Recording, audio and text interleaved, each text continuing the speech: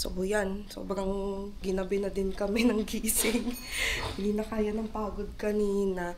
Ang mangyayari, pupunta pa din kami ng K11 Masaya pero hindi na makakapunta sa 6th floor. Kasi syempre wala nang liwanag. Supposedly, lalabas kami ng hotel around 5 PM.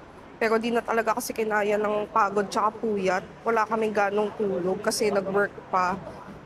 So, ang mangyayari ngayon, pupunta pa din kami ng K11 Masaya. Tatry pa din namin Five Guys, tapos Symphony of Lights.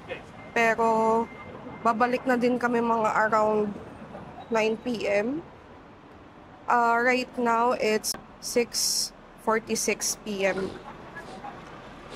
Sobrang lamig, guys. Lamig? Lamig! Grabe oh. Ganing yung view ko. Napakalapit lang namin. Lamig! So, ayan na guys yung K11 Masaya. Napakalapit lang talaga. So, we are just going to check kung nasaan yung Five Guys. Nandito na kami ngayon guys sa may K11 Masaya. Kakain lang muna kami. Five Guys. From main entrance yun ito, di ba? Third floor. Third floor. Ang kitang pindutan ng elevator nila. Aesthetic. We are here now sa Five Guys. May tao ah. Guys. Choices. Ito. Let's see kung worth it ba. Done ordering. Medyo nagloloko lang yung terminal nila pero naka-order naman. Sorry for the music. Medyo bibilisan ko na lang din. So, ang order ko ay cheeseburger combo. Kay Irish cheeseburger with bacon. Nasa likuran din pala namin yung refilling station. Habang nag-aantay now, order. Mani. Hindi ko alam kung aabot tayo sa Symphony of Lights, pero kung hindi man, picture-picture na lang kami. In-expect lang kami din pala talagang kumakain dito. Ba't ibang lahi? Mga Chinese, Filipino, mga Americans. Order ni Irish bacon cheeseburger combo. Order ko cheeseburger combo kay Irish 155 HKD. Sa akin 140 HKD. Tapos bumili din ako netong milkshake 45 HKD. Suma total parang in Philippine peso around 2.5 yung nagastos namin.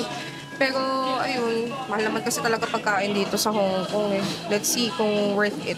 Wala akong mahigop. Parang Reese's lang ah. Sarap. Masarap siya. So ito na guys. Nakuha na natin ang goods.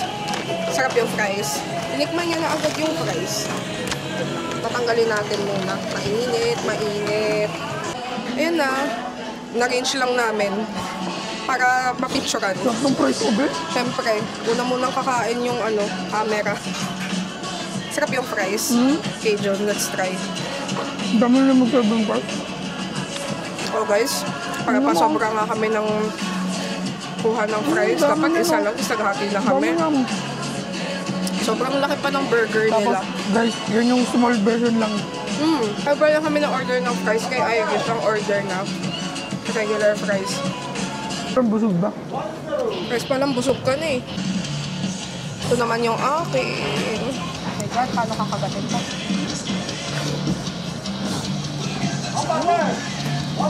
Sarap. Guys, di pa ako maano ito sa sarap ng price. Maliko siya. Maliko. Dito, meron kang option piliin kung ano yung ilalagay mo sa burger mo. Parang customize mo talaga siya. So sa akin, hindi kasi ako gano'ng ma-active sa burger. Basta meron ng Grilled. tapos tomatoes, lettuce, ketchup, mayo. Si Irish yung medyo mahilig mag-explore sa mga pagkain. Dami nga nilagay ng mga... Nilagay ko lahat, in-adds-on ko. Dami ah.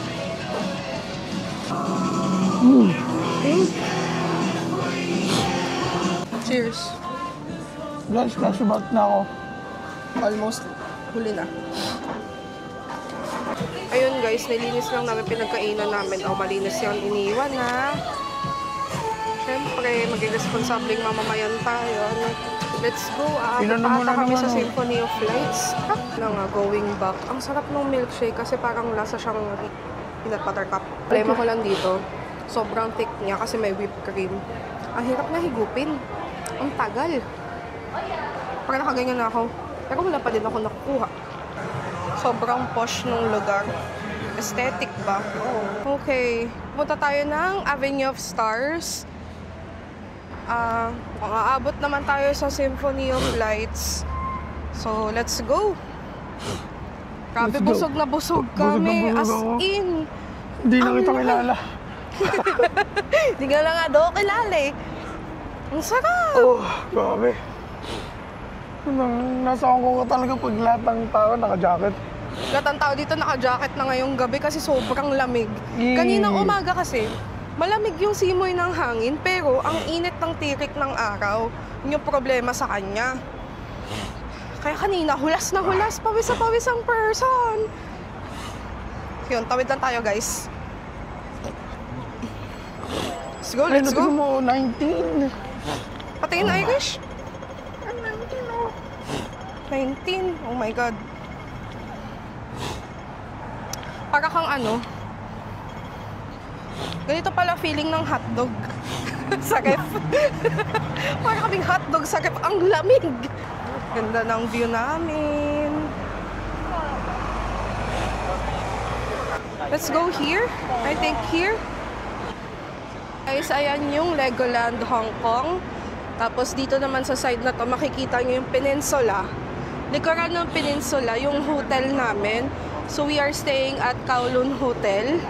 Napakalapit lang. As in, imagine, ayan na. Tapos, lalakad ka lang dito. Pagkadating mo dito, ayan na siya, lalakad ka lang dyan. Ayun, medyo may music kasi kanina, di namin ma-discuss yung kinain.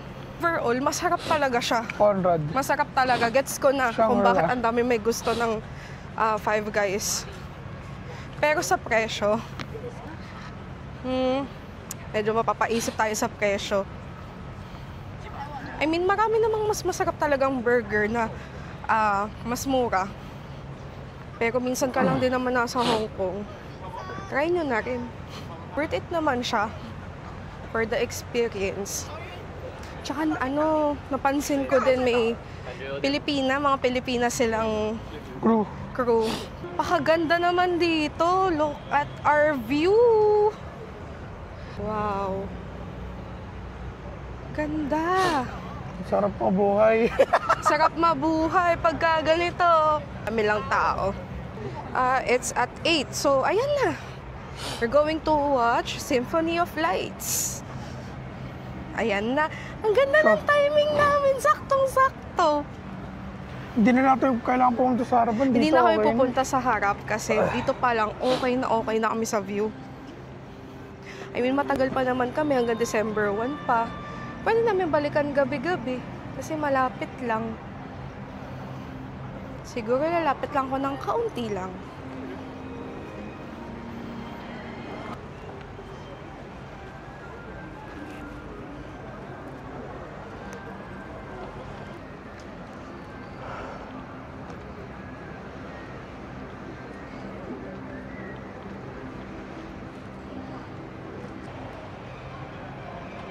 Ang ganda ng peninsula. Ganda ng view. So, ito pala Sheraton. Ito Sheraton. Peninsula. Likuran ng peninsula yung hotel namin, yung Kowloon. So, ayan siya. Yan yung Kowloon. Ngayon, from there, lumakad lang kami papunta dito. Pag dinerecho mo yan, Avenue of Stars na. Tapos dyan kami nanood ng Symphony of Lights. So, diba, napakalapit lang, the advantage. Oo, may kamahalan nga talaga yung nabook naming hotel, pero worth it siya kasi hindi ka mapapagod, hindi ka, alam mo yun, hindi ka maglalakad ng napakalayo. Kailangan mag-reserve kasi kami ng energy dahil hanggang December 1 pa kami dito. Ganda talaga ng peninsula, as in. Yan mo, balang araw makaka-check-in din tayo dyan. Kapunta din tayo dyan next time. Ipon-ipon lang muna. Kaming tao, mga tao galing sa Pinas. Tama si Irish. Ang dami Pilipino eh. So let's go back na sa sa hotel. Ay, Kailangan wow. mag-work. na ka to. I miss my cat.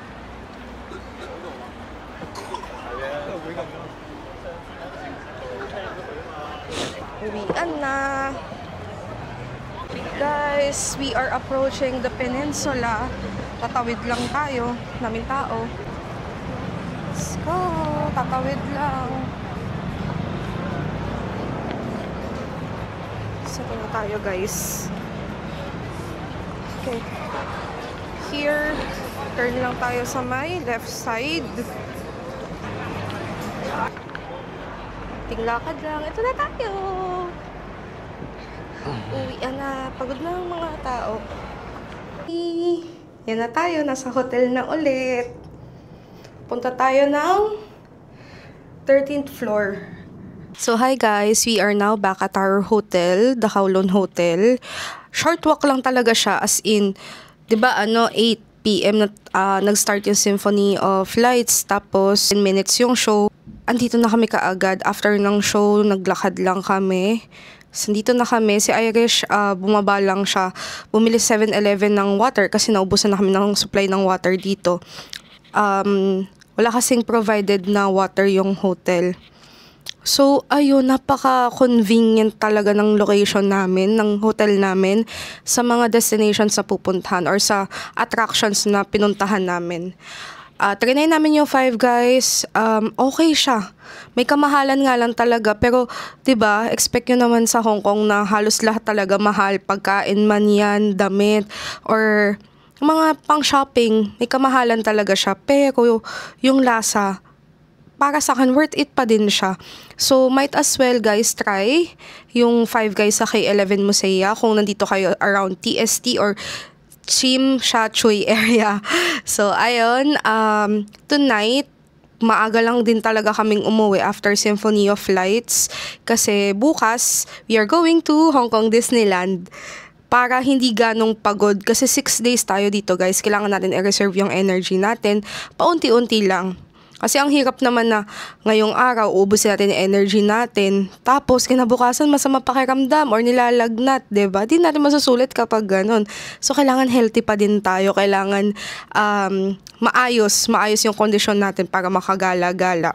Ito palang hotel namin, the Kowloon Hotel. Binook namin siya a month before yung check-in date. So, talagang may kamahalan talaga nung binook namin kasi our fault din naman. Medyo late na din talaga kami nag-book. Dapat, kung magbubook kayo months in advance, like 3 months in advance, or yung iba nga, 6 months or a year in advance. Kasi pag ganun, meron silang early bird promo sa mga magbubook ng ganun kaaga. Kami, peak date pa kami. So, ayun, for 6 days and then 5 nights, yung stay namin dito sa Hong Kong, our hotel cost us around 40,000 in pesos. Dalawa na kami ni Irish. Okay naman siya for couples, but for families, feeling ko mas makakahanap pa kayo ng hotel na medyo mura kaysa dito sa nabook namin. But for couples, I highly suggest this place kasi una sa lahat, convenience. Napakalapit nga sa 7-Eleven, convenience stores, top attractions dito sa TST area. Hindi kayo pagod kakalakad. Tapos MTR, merong sariling access yung hotel sa MTR stations. So, that's another thing. So, ayun guys, for families, lalo na kung may kasamang baby, hindi ko sinasuggest tong place na to. Kasi expect ninyo na medyo masikip talaga yung room. So, ayun lang guys. Pahinga muna tayo for tonight. Then, hindi kasi kami naka-off. Mag-work kami. Kailangan pa din magtrabaho para may next panggala. Kailangan magbanat ng buto muna. Kailangan mag-work para meron tayong pang-travel next time. So, ayun guys. I-end ko na tong video na to. And tomorrow, we are going to Hong Kong Disneyland. So, see you guys. Bye-bye.